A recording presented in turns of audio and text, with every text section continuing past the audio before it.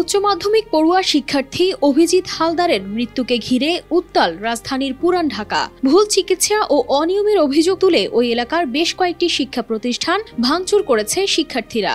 ভুল চিকিৎসার কারণে যখন আমাদের কলেজের ছাত্র অভিজিৎ মারা যায়, তখন আমাদের কলেজের সাধারণ শিক্ষার্থীরা দাবি নিয়ে ন্যাশনাল মেডিকেলের সামনে আসে। অভিজিৎ ছিলেন ডাক্তার মাহবুবুর রহমান মোল্লা কলেজের উচ্চ মাধ্যমিকের ছাত্র। তার মৃত্যুতে ক্ষুব্ধ সহপাঠীরা রোববার সকালে ন্যাশনাল মেডিকেলের প্রধান ফটক আটকে ভাঙচুর শুরু করেন।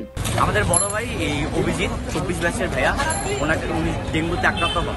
ওনাকে যখন এই ন্যাশনাল হসপিটালে ভর্তি করা হয়, ভর্তিরত অবস্থায় তাদের ভুল চিকিৎসার কারণে আমাদের এই সিনিয়র ভাই অভিজিৎ ভাই মারা যায়। এরপরে আমরা সব স্টুডেন্ট শান্তিপূর্ণভাবে ন্যাশনাল মেডিকেলের সামনে আসি। আমরা আমাদের দাবি দাবা জানাই, আমাদের কিছু প্রতিনিধি তাদের সাথে গিয়ে কথা বলে।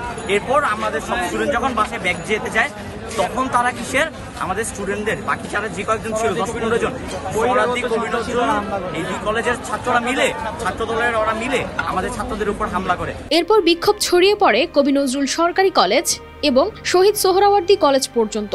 সোহরাওয়ার্দী কলেজের ভেতরে ঢুকে বেশ কয়েকটি বিভাগ, বিশেষ করে বাংলা এবং ইংরেজি বিভাগে ভাঙচুর করা হয়। যাদের জন্য ওয়েট করতেছি তারা আসুক, তাদের জন্য আমরা বসে আছি, তাদের সাথে খেলবো,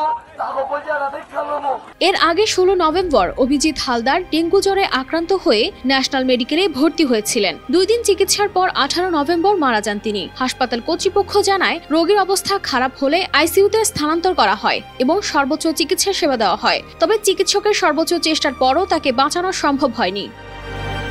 নিউজ ডেস্ক, RTV।